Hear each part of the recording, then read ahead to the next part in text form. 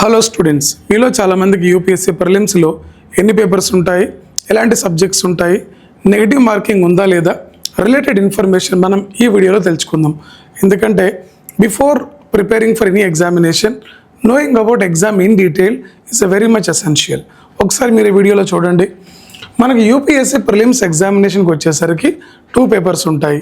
One is general studies, next one CSAT paper. రెండు కూడా objective type and they are qualifying in nature.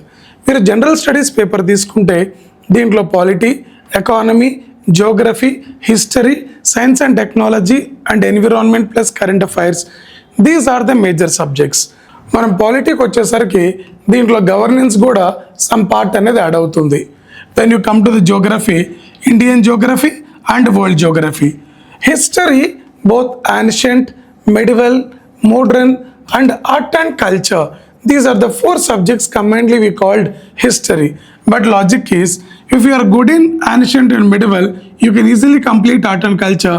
Art and culture, medieval and ancient history, they are more or less similar, 70% similar. Come to environment and current affairs. Out of all this, current affair playing a very important role in UPSC prelims examination. There will be total 100 questions. Each question carries 2 marks, total 200 marks. For every negative answer, 1/3 will be deducted from your correct answers. And UPSC prelims lo there will be a negative marking. Negative marking will be 1/3. But my point, GS paper lo every year cut off anadi vary avutu untundi based on paper toughness. Sometimes 85, 90. అలాగే GS పేపర్లో there will be a cut offs based on your caste reservations.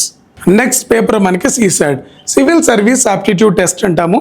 దీంట్లో ప్రతి స్టూడెంట్కి ఖచ్చితంగా 67 marks రావాలి. దీంట్లో reservations అనేది ఉండదు. దీంట్లో arithmetic, reasoning, reading comprehension, only 3 subjects. Total number of questions 80 ఉంటాయి. Each question carries 2.5 mark, total 200 marks. Again there is a negative marking, 1/3 will be negative. But ఈ పర్టికులర్ దాంట్లో రిజర్వేషన్స్ అనేవి లేవు. Every student must get 67 marks out of 200.